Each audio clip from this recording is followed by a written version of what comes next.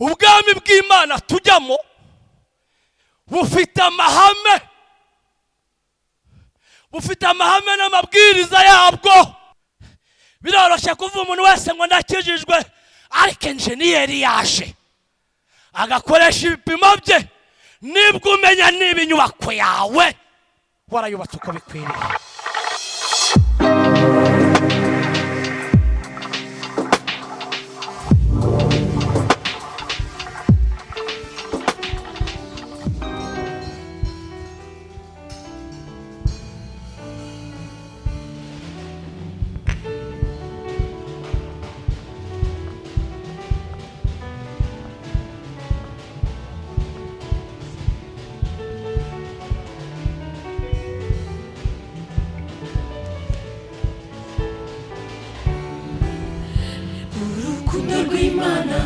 Urwidukunda cyane urwo yitangiye abari mw'iyi si, yatanze umwana wayo w'ikinege ngo azadupfire, umwizera wese mu batuye iyi si batazarimbuka baheranwe n'urupfu, ahubwo azaragwe ijuru.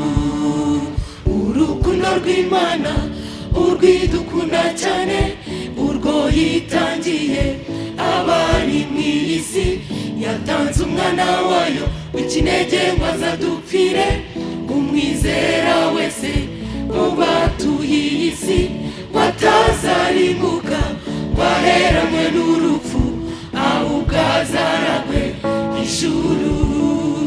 Nzaririmba urukundo rw'umukiza wanjye iteka, kuko yanyijije ibyari binduhije. Nzajya muririmbira, nzajya mushimira iteka, n'umwami w'amahoro yitwigiye itangaza. Ni Emanueli, Imana iri kumwe natwe, ubutware bwose buri ku bitugu bye. N'umwami w'amahoro ni mwiza. Ni Emanueli, Imana iri kumwe natwe, ubutware bwose buri ku bitugu bye. N'umwami w'amahoro ni mwiza.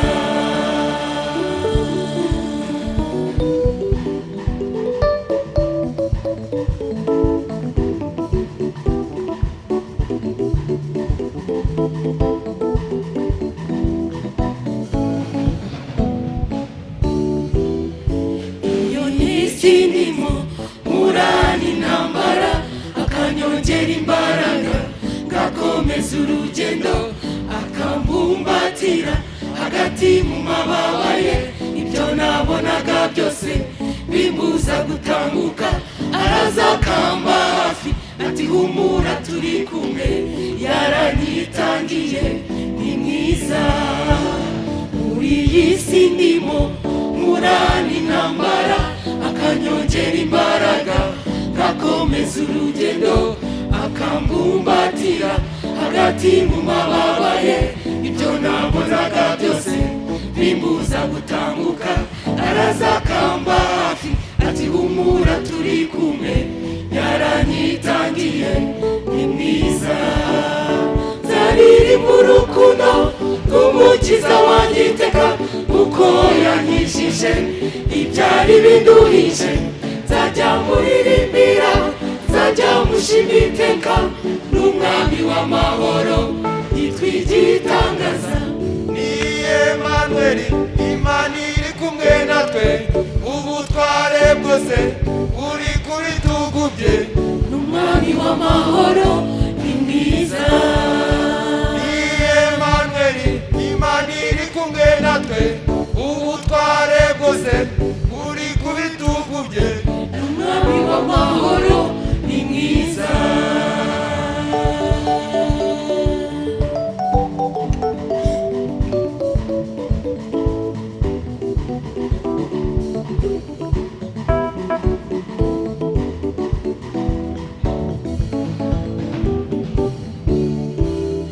Iyo ntekereje uko yagiriwe, bamubamba ku giti kubera ibyaha byanjye, agashinyagurirwa we nta kibi yakoze, yaranyitangiye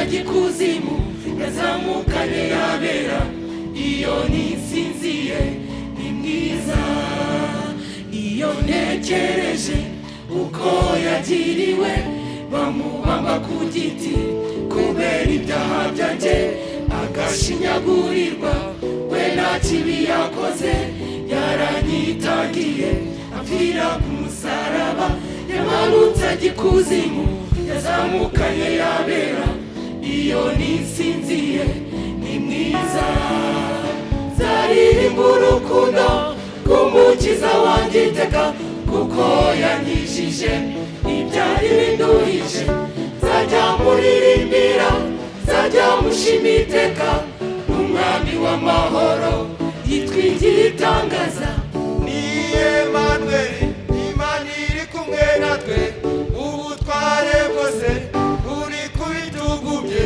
n'umwami w'amahoro ni mwiza ni Emanueli Imana iri kumwe natwe ubutware bwose buri ku bitugu bye n'umwami w'amahoro ni mwiza n'umwami w'amahoro ni mwiza n'umwami w'amahoro ni mwiza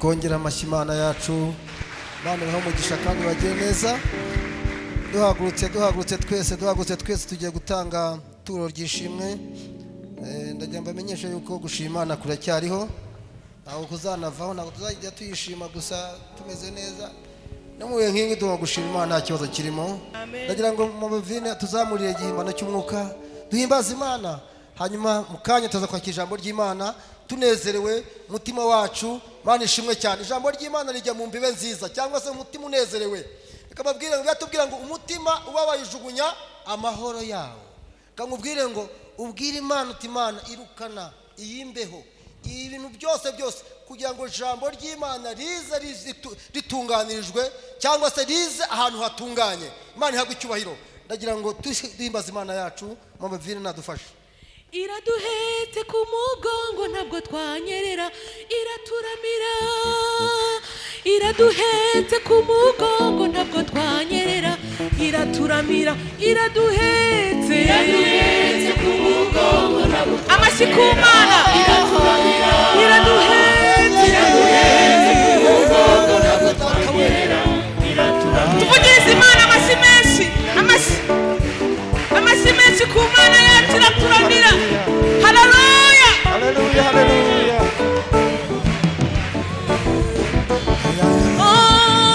iraduhetse ku mugongo ntabwo twanyera iraturamira iraduhetse ku mugongo ntabwo twanyerera iraturamira iraduhetse ku mugongo ntabwo twanyerera iraturamira iraduhetse ku mugongo ntabwo twanyerera iraturamira iraduhetse ku mugongo ntabwo twanyerera iraduhetse ku mugongo ntabwo twanyerera iraturamira iraduhetse ku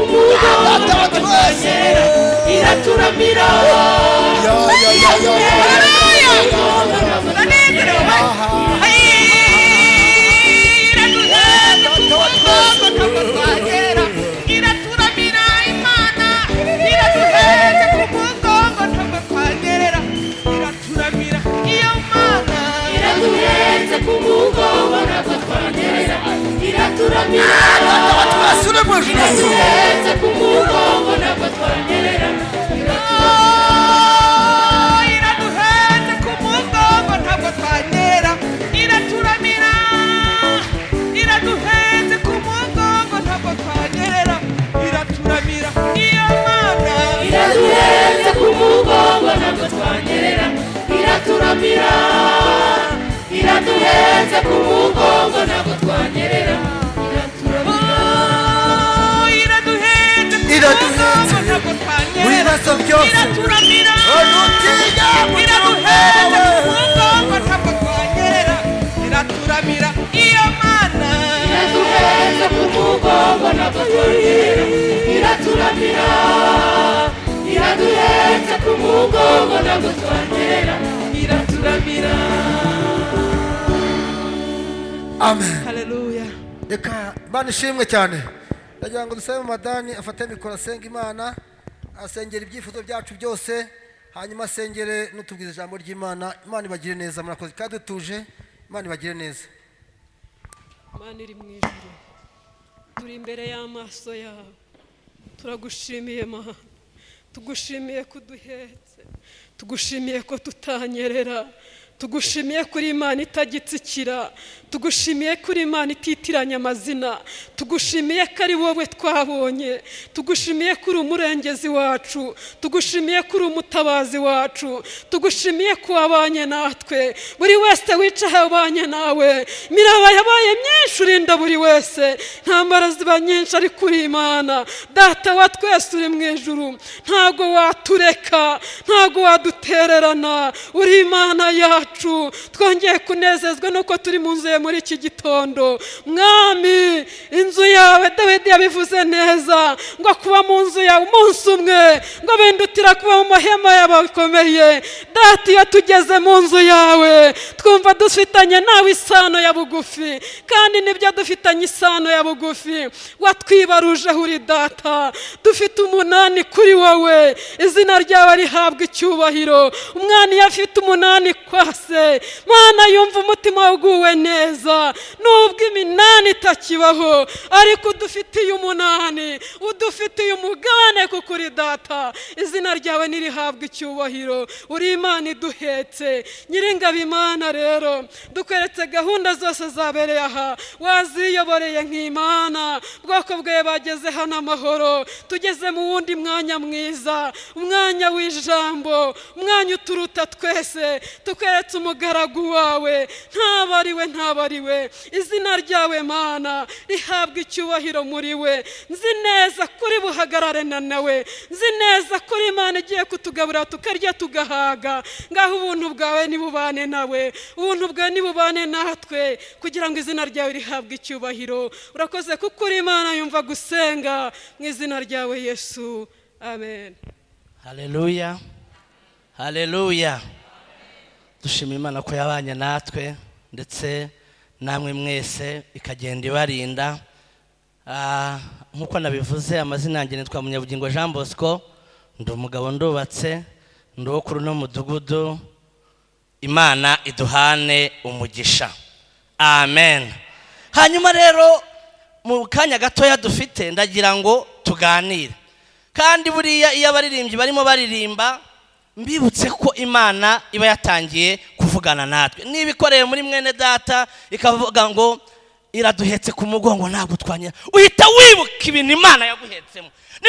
Ntitugafe kubiririmba ngo tuvuge ngo iraduhetse, mbese tunata oya, yaguhetse ryari?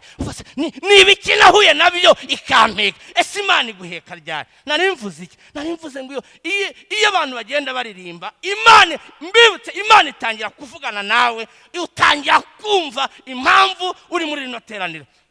Imana nitugire neza. Reka twihute dusome ijambo ry'Imana. Dusome ijambo ry'Imana mu butumwa bwiza uko bwanditswe na Matayo, ni ibice 7 umurongo wa 24. Ubutumwa bwiza uko bwanditswe na Matayo, ibice 7 umurongo wa 24. Reka dusome, nituharangiza undi wihuse arahita nsomera mu butumwa bwiza uko bwanditswe na Luka, ibice 6 umurongo wa 47 kugera kwa 49. Byose tugenda tubikora twihuse kuko igihe ari gito. Ubutumwa bwiza uko bwanditswe na Matayo, ni ibice 7 umurongo wa 24. Umutwe w'amagambo haravuga ngo inzu yo ku rutare niyo ku musenyi. Nuko umuntu wese wumva aya magambo yanjye akayakomeza, azaba nk'umunyabwenge hubatse inzu ye ku rutare. Imvura iragwa, imivu iratemba, umuyaga urahuha, byose byikubita kuri iyo nzu, ntiyagwa kuko yari ishinze ku rutare. 26.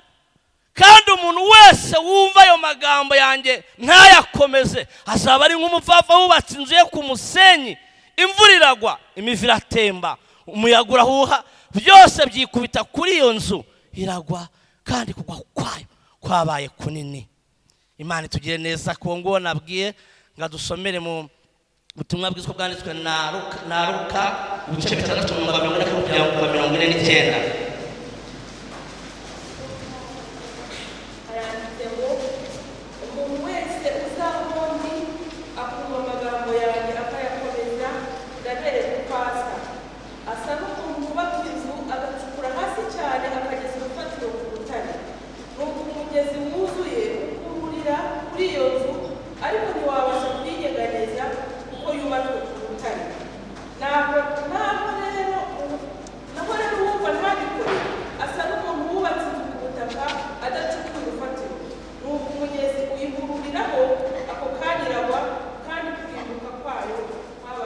Urakoze Imana igumugisha.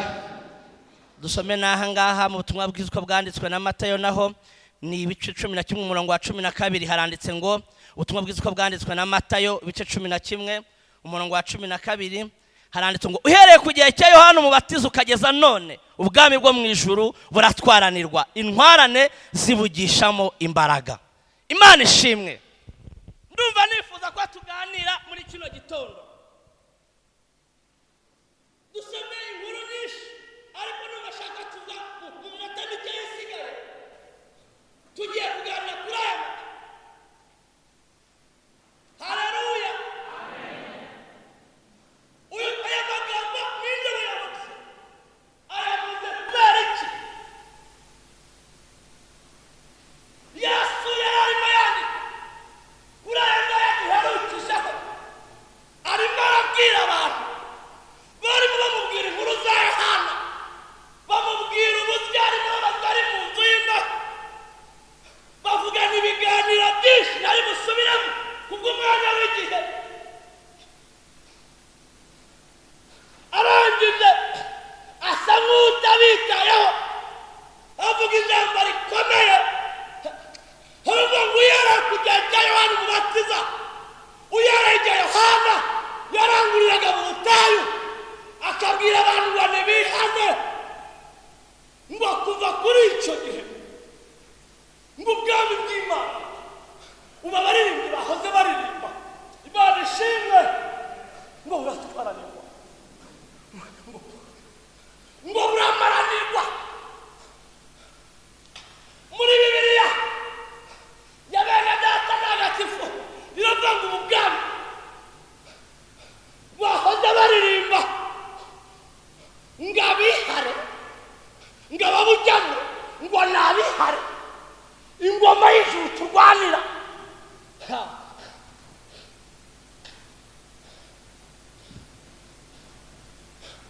Ubu bwami turwanira kuzabamo,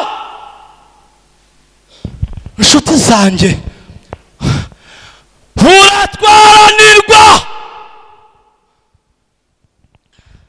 Mbibutsa yuko agakiza tukabonera ubuntu, ariko gutwarana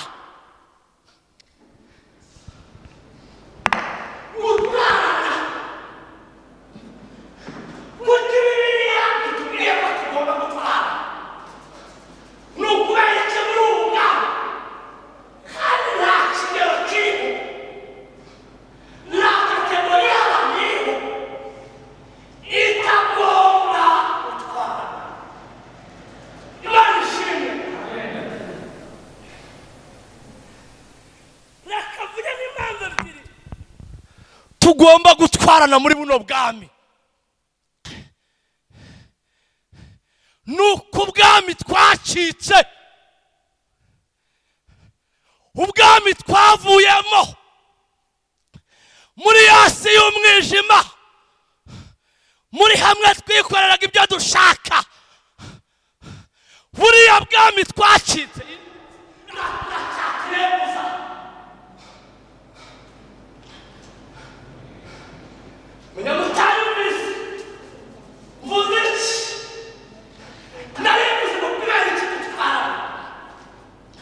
kubera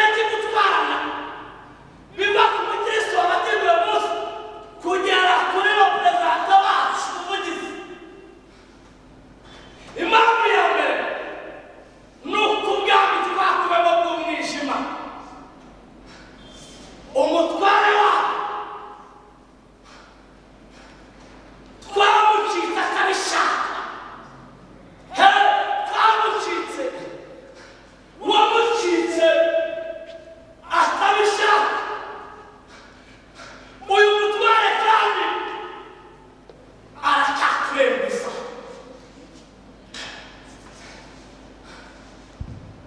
cyaturembuza amenya uko atwiriwe.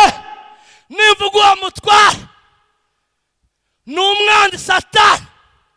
Bibiliya iravuga ngo ntabwo turwana n'abantu bambaye inyama n'umubiri n'amaraso, ahubwo abaturwana nabo ni abatware, ni abategeka b'isi y'umwijima. Kubera ko ibyo turwana nabyo bikomeye, bidusaba gutwarana kugira ngo tutongera tugasubira iyo twavuye.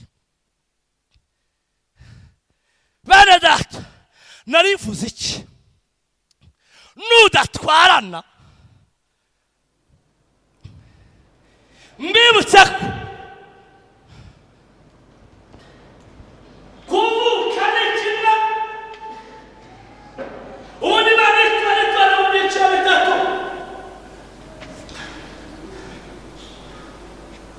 Hari umuntu wa kamere, abona akiri gutwara bw'umwijima.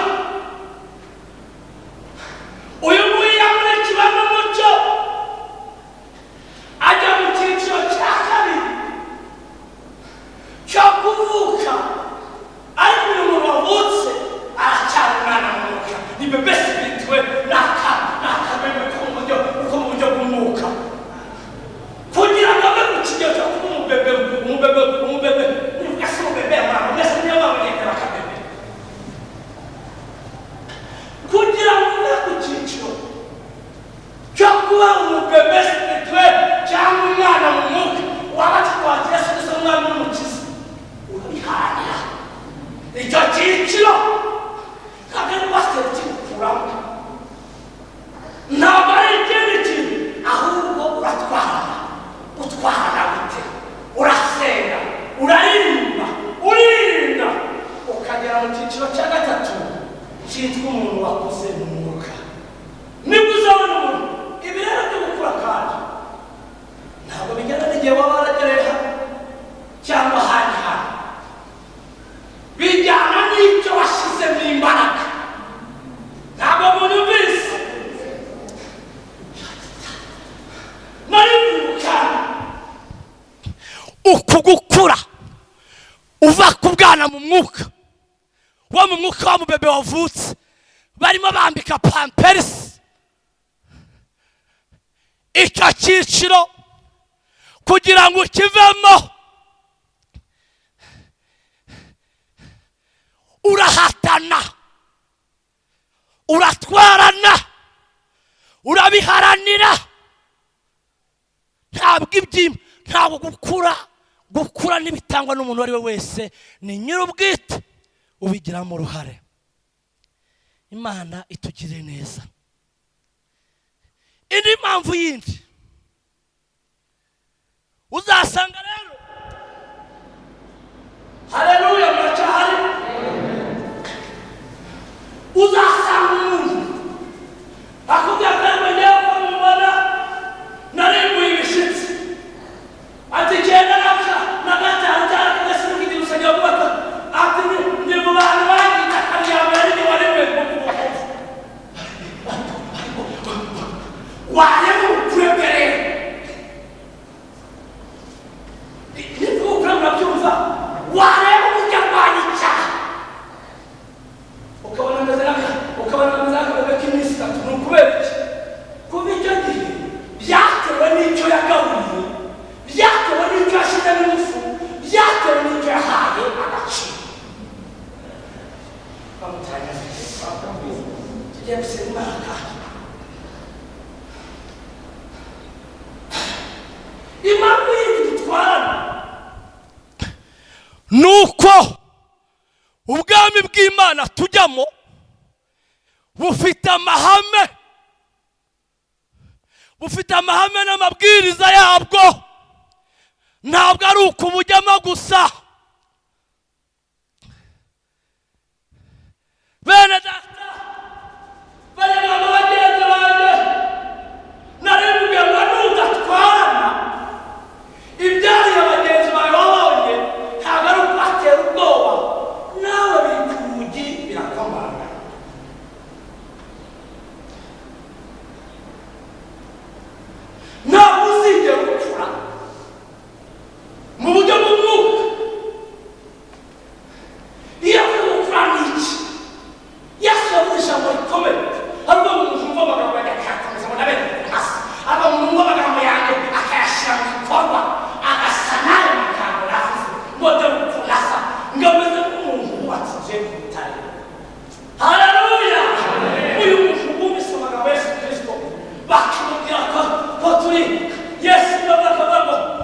inzandiko zisomwa na bose.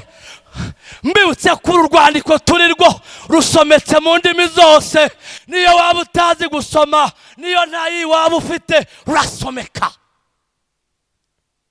Bivuze ngo nta kintu wakwitwaza.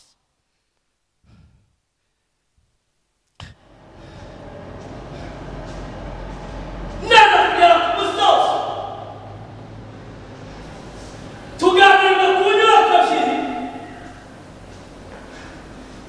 Abangaba ni abubatsi babiri. Ntabwo mbizi niba barubatse bafite icyangombwa nta bari bagifite. Mbona umushinzi yawe. Kandi rero mbese reka mbabwira izi mbaraga kubona zagusinziriza, zatuma ugera hano kandi waba ureba basava ukaba maso. Hari izindi mbaraga ziri inyuma n'ibyakanguriro kuremeza ntabwo ari bisanzwe. Imana itugire neza. None muraguye nari mvuze iki twegera ku musozo? Yesu avuze ijambo rikomeye, atanga ikigereranyo gikomeye. Haravuga ngo umuntu wumva amagambo akayakomeza ngo ndabereke uko asa. Umuntu wumva amagambo ya Yesu, ibyo Yesu yavuze, ibyo yigishije, akabyitondera, akabishyira mu bikorwa, ngo ameze nk'umuntu wubatse inzu ye ku rutare, ngo aragenda aracukura, ngo amaze gucukura fondasiyo iba nini. Ndashaka kuvuga gatoya ku bukirisitu bufite imizi. Bene data abanyagahogo, nari mbabwiye ngo muri iyi nzira ijya mu ijoro, muri uku gutwarana, nutagira ubukirisitu bufite imizi miremire, nugira ubukirisitu bufite imizi imeze nk'iy'inyabarasanya, bizakugora kwinjira mu bwami bw'Imana. Wambwira bivuze iki ubukirisitu bufite imizi? Nk'uko uyu nguyu yacukuye n'abubatsi babiri baragiye barashinje, ngo ariko mu kubaka kwa umwe yaragiye fondasiyo yigira nini. Wibutse iki ngiki mu buzima bwawe bwa buri gihe, ibyo ukora urimo urubaka, ariko sinzi inyubako waba urimo wubaka. Ntabwo mwumvise mvuze iki? Buri wese arubaka.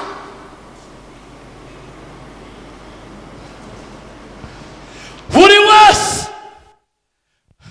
muri iyi nzira ijya mu ijoro, buri wese arimo arazamura inyubako. Pawulo yavuze ijambo rikomeye, aravuga ngo nashyizeho urufatiro ngo rukuru nk'umwubakisha mukuru w'ubwenge, ngo undi aza kubakaho.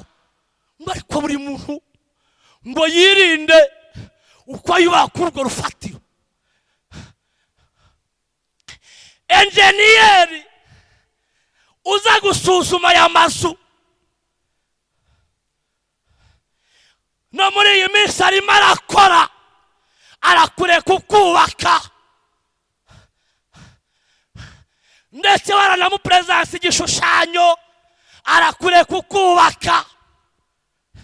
Biroroshye kuvuga umuntu wese ngo ndakijijwe, ariko enjeniyeri yaje agakoresha ibipimo bye, nibwo umenya niba inyubako yawe warayubatse uko bikwiriye. Ese murandakariye bene data? Nsoza rero mbabwire iki kintu, niko n'umwanditsi yanditse. Umva hano mu rwandiko rwa mbere Pawulo yandikiye Abikorino, reka nkoresha indi Bibiliya ariko ntacyo muhasoma ariho nsoreza. Ibice 3 umurongo w'10 haranditse ngo kubw'ingabire nahawe n'Imana nashije ikibanza nk'umufundi w'umuhanga unacyubakamo, nyamara buri wese yitondera uburyo yubaka. Nta kindi kibanza kindi gishobora guhangwa usibye igisanzwe.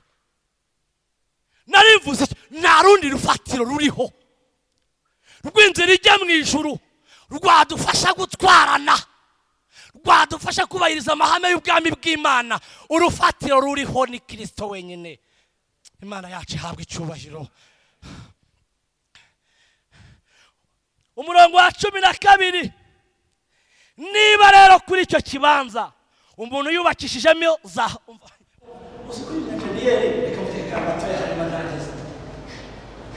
nyine gusuzuma inyubako. Haleluya, areka abantu bakubaka nta kibazo, maze ibikoresho byose wagukoresha. Uzibare abantu bajya kubukikariro n'ahantu bagiye batandukanye ko bati reka niyera reka ntari ikigere bakizi bati ashiwe leta yashobora kubaka ati mfite ikigere ikigere bacyumva. Okay, mu kigere bakoresha rero n'uko yiri bacu nacyo cyangwa itegeko batabitega yasa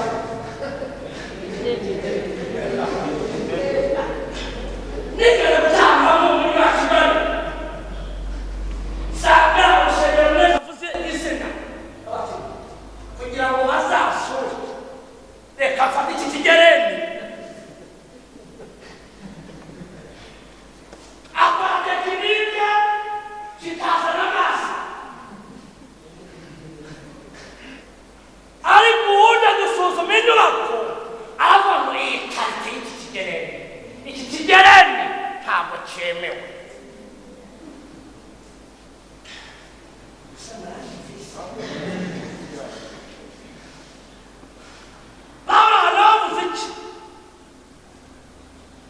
Ngo niba rero kuri icyo kibanza umuntu yubakishije izahabu, ntabwo izahabu ziremewe, ifeza, amabuye n'agaciro ntabwo ibitimo barabizi. Muri icyatsi urumva bari barashaka ko nzanye ibyatsi se ngewe nta ntege nifitiye n'Imana irabizi nzubakisha ibyatsi.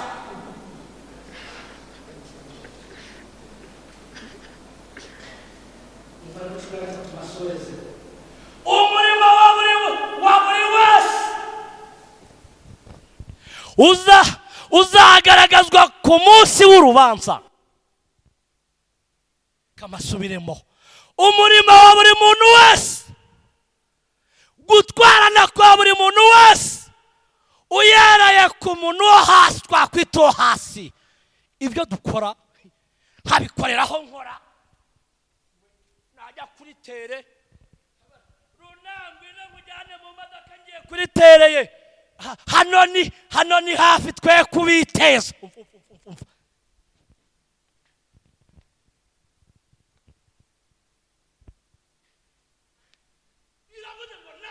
Bene abo bantu bubatse gutyo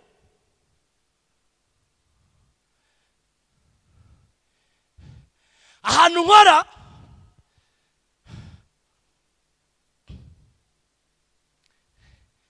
umuntu umwe yigeze kuza aravuga ati icyuma n'ikimpaye amafaranga kandi yayatwaye. Ujye nyumvira ati nukuri rwose aranarahira arivumagura ati icyuma ntabwo kimpaye amafaranga rwose, ati mugende munarebe. Abanatwaye agatelefone k'umuntu yari yibagiriwemo. Hanyuma baramubona, hanyuma aravuga ati ni iki se cyababwiye ko nabitwaye mwimbesha? Ati sawa. Bamuzana kuri kamera, we yarazi ko ibyo akoze nta kamera simureba, ariko hari kamera iri ahatagaragara ireba n'ibikorewe hanze. bene data banyagahugu nsoza mvuze iki? Iyi nzira ijya mu ijuru, ubu bwami bw'Imana butwanirwa. Ujye ukora ikintu cyose uzirikana ko Imana ikureba. Imana itugire neza. Umurimo wa buri wese uzagarurwa kujya munsi y'urubanza, byose bizasuzumwa n'umuriro, ari uzatangaza agaciro k'umurimo w'umuntu wese. Mwabuke gusenga Imana.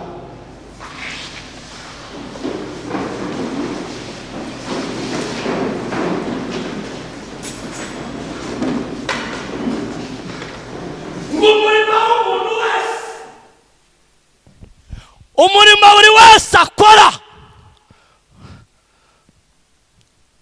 ngo uzagaragazwa ku munsi w'urubanza, ngo nibwo byose bizasuzumwa n'umuriro, ari uwo uzatangaza agaciro k'umurimo w'umuntu wese. Imana itugire neza, tugiye gusenga Imana. Imirimo dukora bati ndakora oya bawoheje ngo ku munsi w'urubanza umurimo wa buri muntu wese akora ngo uzatangazwa. Icyo gihe nibwo hazakora egisiperidize cyangwa inyarashirize ntabwo bari akoze ruriho umurimo uri yamusa agacize yagiye murisha yayasaye obeka baswa gusenga mbibutse cyingici ibyo ucama byerekana inyubako yawe. Udusiga umeze reaction ugira ubu mwifatu usigara mu by'uhura nabyo, abantu bare batabireba, bigaragaza aho urimo kubaka, bigaragaza ubwami uri mu torero. Ndaje mubwira ngo dutwarane kuko ubwami twacitse buracyadushakisha, buracyatubaririza, buracyamenya niba wagabanyukiwe, buracyamenya niba ugisenga. Ntabwo wabubwira ngo hari igihe nasengaga, oya, buracyabariza amakuru yawe. Mwene data uracyatwarana, inyubako yawe wayishyizeho, warabanje uracukura. Niyo mpamvu uzagwa nutagira ubukiza bufite imizi bwashoreye kure ibiriho muri iyi minsi, ibiriho kuri iyi si. Reka mbabwire akantu kamwe. Umwe yaravuze ngo, yabwiye umuntu ati ngewe injangwe yanjye imeze nk'abantu izi guseriva, arabwira tuzayizane nihuse, ngo aragenda atuzazi wanjye uzanye iyo njangwe, undi nawe azana imbeba. Arangije igihe ageze muri salo, na ya njangwe urakurayo ya mbeba, yavuga ko injangwe ngo yahindutse itagira ubukoko butoya, agiye kubona abona injangwe isimbukiye ya mbeba. Aravuga ati injangwe yawe ntabwo yigeze ihinduka. Ubuzima dufite muri iyi minsi, ibyo turimo tubamo, ibyo turimo ducamo, hanze haracyari ibintu byinshi bizakugerageza ukamenya niba uri umunyamwuka cyangwa utariwe. Dusenga Imana mu izina rya Yesu. Wombeka amaso yawe. Mbese wubatse he? Ibyo uca mu buzima bwa buri gihe byerekana ko inyubako yawe itubatse neza, wapfuye kurimirana. Uravuga ati reka nubage ngiye ku kigero cy'abandi, yenda urabatizwa, yenda ujya mu banyamasengesho, ujya no mu baririmbyi, ariko inyubako yawe iyo uhuye n'icyaha usigara umeze ute? Reka dusenga Imana. Ubwami wacitse buracyakurembuza. Mbese muri iyi minsi ntabwo wacogoye, imbaraga zaragushiranye, ibyo winjiza ni bikeya kuruta ibyo usohora. Ibyo winjiza, ibyo urwana nabyo birakabije, ariko wowe nturigera umenya niba ikigero cy'imbaraga mu Rwanda nabyo niba uzagishobora. Niba waracogoye ukumva umwanzi yarakumazemo imbaraga, usiga uvuga nk'abandi, uratukana nk'abandi, urasambana nk'abandi, buri gihe uragenda ugahora wihana, zamura ikiganza cyawe tugufashe gusenga Imana. Umwanzi yarakurashe, Imana ikugirire neza. Abandi duhombeka amaso yacu. Umwanzi yarakurashe, urasambana, wabuze imbaraga uturugo rwawe, uravuga uti ati yarandembeje. Ntago ari undi, n'umwanzi waje abantu basinziriye.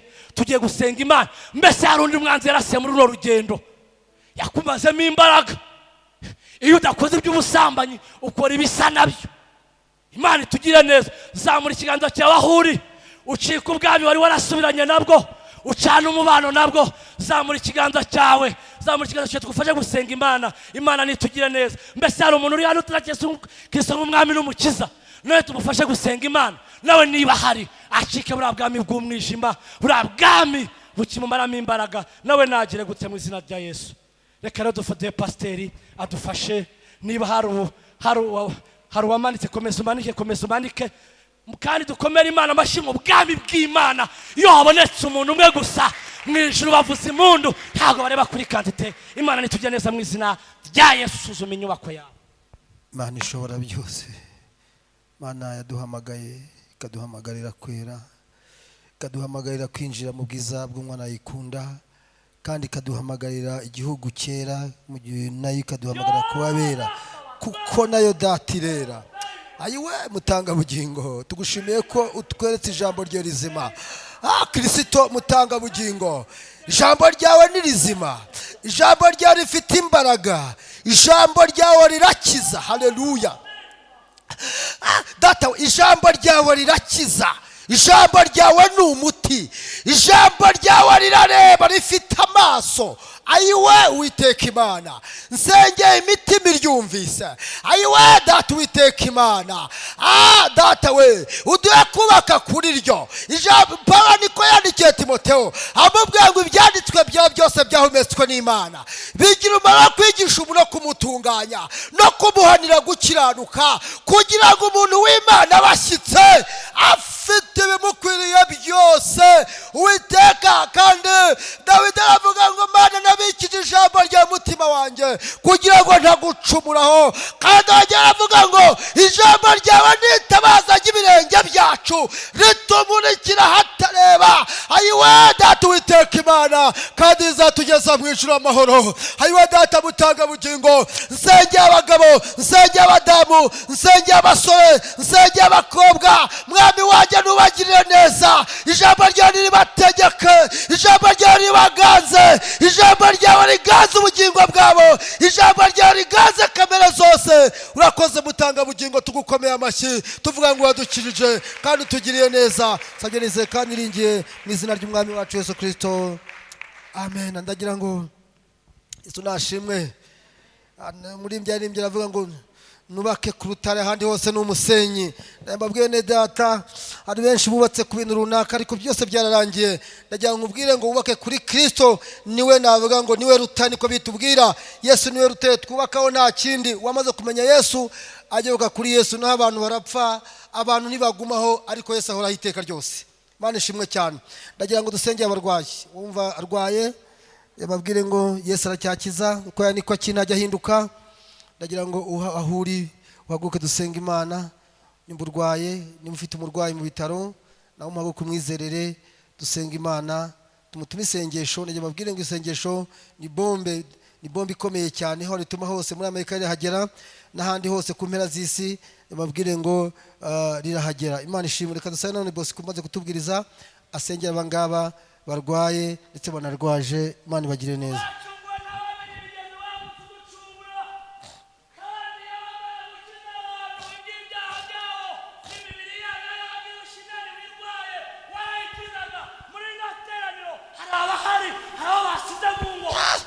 Twese mu ijuru bayana basengesho kugira ngo barashoka nadashoka bazashimishira Yesu Kristo tubisaba. Amen.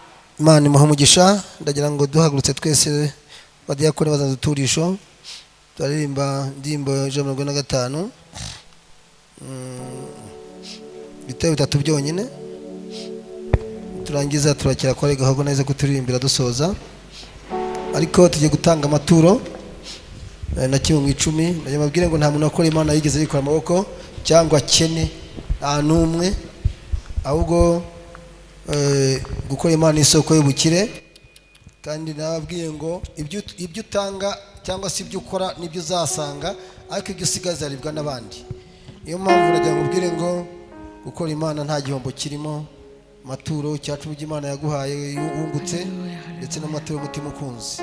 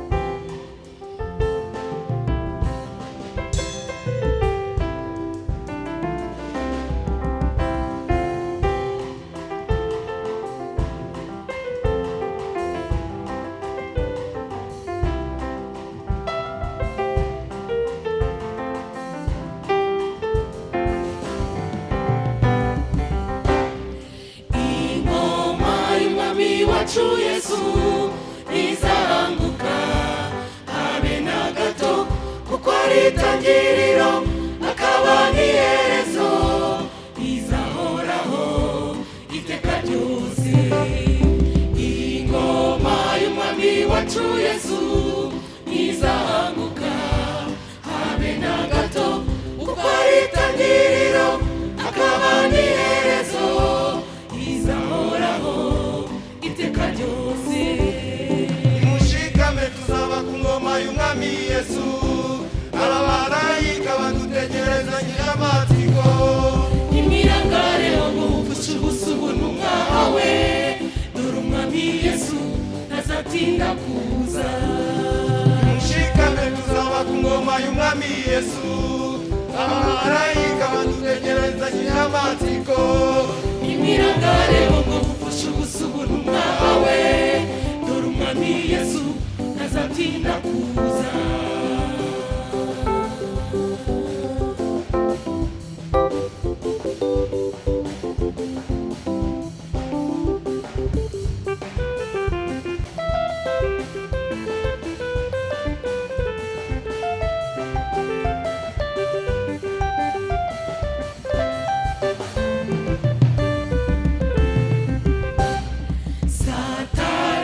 Adutega imitego y'uburyo bwinshi ngo tutazayibamo. Umwami Yesu we nyiriyo ngoma, akamukoma imbere tugakomeza urugendo. Satani adutega imitego y'uburyo bwinshi ngo tutazayibamo. Umwami Yesu we nyiriyo ngoma, akamukoma imbere tugakomeza urugendo. Nimushikame tuzaba ku ngoma y'umwami Yesu, abamarayika badutegereza nyiramatsiko. Imirangareho ngo mufushe ubusubu n'umwawe, dore umwami Yesu ntazatinda kuza. Nimushikame tuzaba ku ngoma y'umwami Yesu, abamarayika badutegereza nyiramatsiko. Imirangareho ngo mufushe ubusubu n'umwawe, dore umwami Yesu ntazatinda kuza.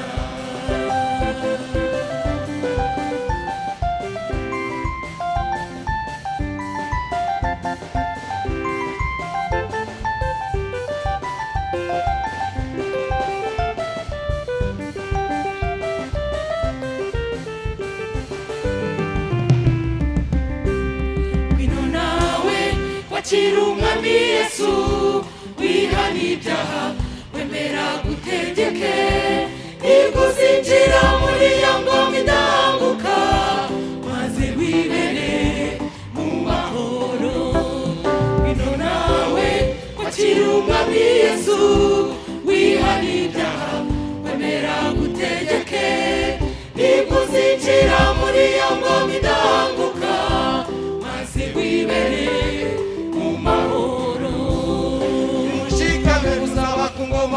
umwami yesu abamarayika badutegerezanyije amatsiko imirangareho ngo mupfushe ubusuburu mwahawe dore umwami yesu ntazatinda kuza nimushikame tuzaba ku ngoma y'umwami yesu abamarayika badutegerezanyije amatsiko imirangareho ngo mupfushe ubusuburu mwahawe dore umwami yesu ntazatinda kuza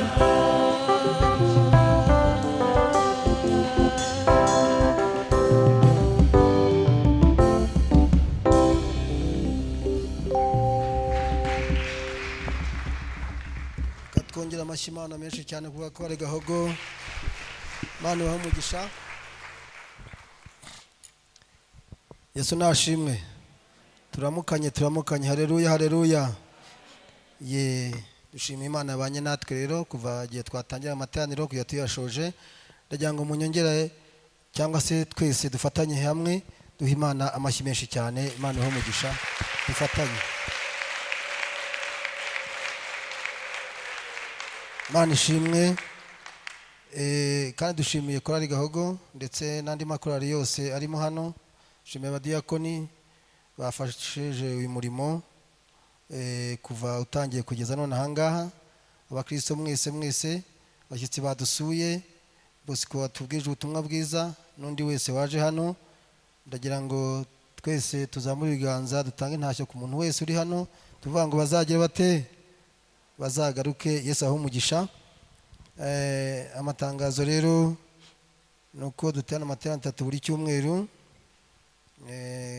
kuva saa moya hanyuma tugeza na 15 tukama amasaha 2 saa 4:15 tugaterana tugeza saa 5 n'igice hanyuma tukongera saa 7 n'igice hanyuma tukageza saa 8:45. Ubwo rero biba byiza kugira ngo buri mukristo wese aje mu materaniro kuko kudaterana umuntu afite ikindi yahugiyemo birumvikana. Ariko nubwo yenda mubona ndagira ngo nihanganisha abantu bari hanze ariko ntabwo ubundi biba byemeye ko noguma hanze ariko biba byabaye nabo bihangane. Yana mfite amafaranga menshi nakwagura urusengero ariko nta rushobozi mfite ariko Imana izadufasha igihe kimwe. Biba bimbabaza cyane kubona umuntu aza ntaterane biba bibabaje cyane ariko nyine niko byagenze. Tugomba kubyihanganira kandi tukubaha amabwiriza y'igihugu sibyo sina y'igihugu. Iyo tuvuga igihugu burya ni situwe niyo bita mu rugero bita wikose no kuvuga ngo ni situwe ni isi irimo abantu gutyo. Ubwo rero natwe turi abantu kandi korana natwe iratureba. Niyo mpamvu rero tugomba kubyihanganira ariko ducika intege tukamera nk'ubatse kuki ntago twubaka ku bihe runaka twubaka kuri Kristo. Igihe cyose twaba Kristo nubwo waza ukagira ikibazo ntuterane ariko ntucike intege. Burya ubwame bw'Imana kuvuga ngo ni competition no kuvuga ngo ni amarushanwa ntuzacike intege. Ikindi gukorera Imana nkuko tubizi kugira ngo ubutumwa bwiza bugende hagomba kubona finance cyangwa se amafaranga. Rero nubwo jye dukoresheje Imana ubutunzi Imana yaduhaye dukoresheje uduturisho ariko mu rwego rwo kwirinda corona tugahana umwanya tujye tubyubahiriza cyane. Umweza ashyira ituro mu gaturisho n'undi umwanya tutagaragara nk'abantu badashoboye ko ntabwo ari byiza. Ikindi dufite makonte mu mabanki ndetse no kuri MTN Mobile Money ndetse na Tigo Cash. Hariya birahari biheranye na Tigo Cash na MTN Mobile Money. Ikindi dufite konte muri CPF ndetse no muri BK no muri Banque Populaire. Aho hose Imana igushoje kuko urukundo ukunda umurimo w'Imana wagenda bayikubwira nta kibazo kirimo kandi abikora Imana ibaho umugisha. Ikindi nkuko rwose hari benshi bakunze kubikora uko nawe babwiraga rero kandi utarinze kurwishyura ariko tugeze kure. Ubwo rero nawe nago wasigara ahubwo wavuga uti nanjye rwa rukarabiro ese nanjye hari icyo nashyiraho kandi rwose twese ni urwacu muzi ko dufasha ibintu byinshi cyane. Ngo niba ntacyo watanze nawe ubirebe uvuga uti se kweri nanjye nakora iki. Icyo wakora rwose uzi ko none umunsi gifite umumaro. Ikindi nuko mbakangurira gumya gusenga Imana kuyinginga mu buryo bwose bishoboka. Buryo umukristo ho udasenga najye mbabwire ngo murabyumva namwe, nko kuba utarya ntago wabaho. Rero buriya tubihe nk'ibi ngibi tugira uburyo bwo gusenga bwinshi butandukanye. Sengera mu rugo iwawe tukiza ubusa, kamabwire ngo umukristo utiza ubusa Satani arabumwiriza byanze bikunze. Ubwo nubona rero yakukubise mu mutego ni cyagiye bwo biratubwira ngo Yuda murapfuye hagaze. Tugomba gushakisha byose wo gusenga, ugakoresha uburyo bwose bushoboka bwose ugasenga Imana. Ndavuga amasengesho y'umwihariko ku muntu. Umukristo agomba kugira amasengesho yo gusenga ku umwihariko we. Ntumbaze uko uzabigenza, ariko uzabigenze mu buryo butica gahunda. Ibyo ngibyo birazwi. Ndabakangurira gusenga buri muntu wese ku giti cye aho ari. Mwireka gusenga, mwicika intege, ni musenga Imana. Ko gusenga kumukiranutsi kugira iki? Iyo asenganye iki? Umwete. Musengane umwete, bizarangira nimugire ikibazo. Ikindi mu materaniro ya kabiri turakira abantu bazanye ibyangombwa baturutse ahandi, babiduhaye ndabifite barabimpaye, kandi tugomba kubakira kuko n'uburenganzira bwabo, ni serivisi bagomba guhabwa. Ikindi hari abakristo baturutse mu yandi madini batuje amazi menshi, bize bagera ku kigero navuga ngo cyo kuba bakwakirwa, ariko korona irabazitira. Abo nabo ntago twabuze amahirwe, twabiganira ku komite nyobozi barabizi. Aha n'abandi twahuguye, twabatumyeho turabahugura, turabigisha, turaberekera discipline. Burya doctrine ni imwe mu matorero yose, ariko discipline itari imwe. Turabigisha, turaberekera, abo nabo tuza kubakira. Ubwo rero ntawe twigize ntago twabigize ubwiru. Ubwo ntuzambwire ngo kuki ntabikoze, ntago nari mbizi. Ndumva rero matangazo ari ayo ngayo. Ubundi Imana ibahe umugisha. Ndagira ngo rero duhaguruke hanyuma dusenga Imana. Mwakoze cyane. Imana ibahe umugisha. N'abatane hanze mwihangane. Imana ibahe umugisha, utamusazinduke. Data tuzamusingiriza ubwo buntu yatugiriye, urukundo rwe n'imbabazi n'imigisha byatwungukira aheza n'ijuru ry'Imana tuzahurirayo bagenzi. Aheza n'ijuru ry'Imana tuzahurirayo bagenzi.